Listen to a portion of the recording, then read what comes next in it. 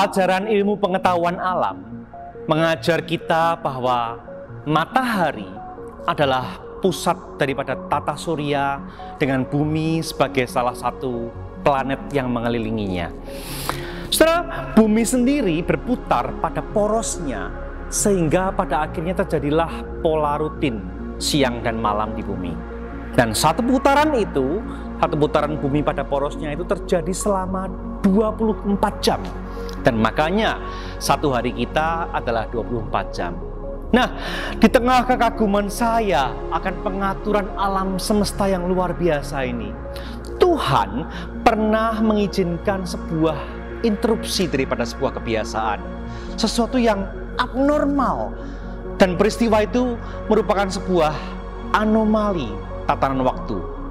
Kisah ini terjadi ketika bangsa Israel hendak memasuki tanah Kanaan di bawah pimpinan oleh Yosua. Demikianlah dicatat Alkitab dalam Yosua pasal yang ke-10 ayat yang ke-12 sampai 14. Lalu Yosua berbicara kepada Tuhan pada hari Tuhan menyerahkan orang Amori itu kepada orang Israel. Ia berkata di hadapan orang Israel, "Matahari, berhentilah di atas Gibeon, dan engkau bulan di atas lembah Ayalon."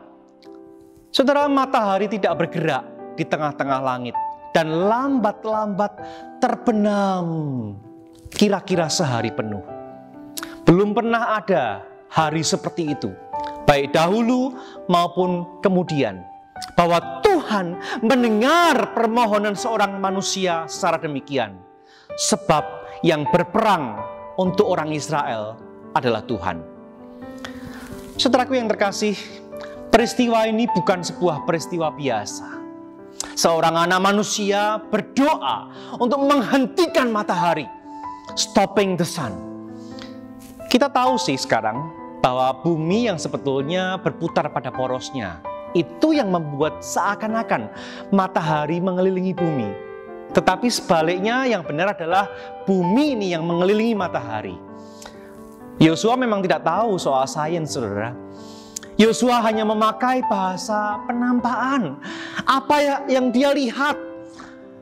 Waktu itu Yosua sedang melihat kemenangan di depan. Tapi waktunya kurang, saudara. Kalau sebelum petang ia gagal mengalahkan musuhnya pada waktu itu, maka besok pasti musuh akan bangun kekuatan dengan koalisi dengan raja-raja wilayah pada waktu itu. Dan karena itu ia berdoa, stopping the sun, menghentikan matahari untuk memperlambat hari itu. Dan betul, saudara, hari itu diperlambat sampai ia mengalahkan musuh-musuhnya. Saudara, apakah saudara tergelitik dengan permohonan Yosua ini? Apa rahasia doa yang sedemikian manjur? Dalam situasi sulit kita berdoa agar Tuhan memenuhi maunya kita.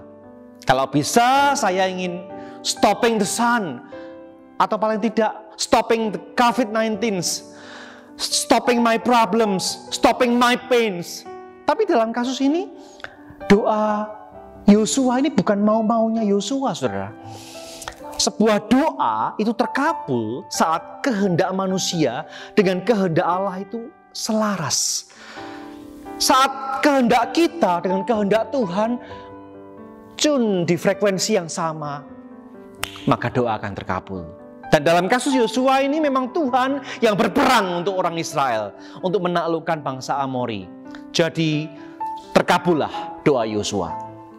Saudara, kesuksesan Yosua bukan sekedar soal stopping the sun, tetapi karena ia mau hidup selaras dengan kehendak Tuhan. Dan doa yang selaras dengan kehendak Tuhan pasti akan terkabul. Saya mendorong setiap kita untuk terus boleh mencari kehendak Tuhan atas setiap masalah yang kita hadapi. Pada saat kita menemukan kehendak Tuhan, doa kita akan selaras dengan maunya Tuhan. Dan Tuhan pasti akan mengabulkannya. Jadi tetaplah berdoa dan tetaplah percaya.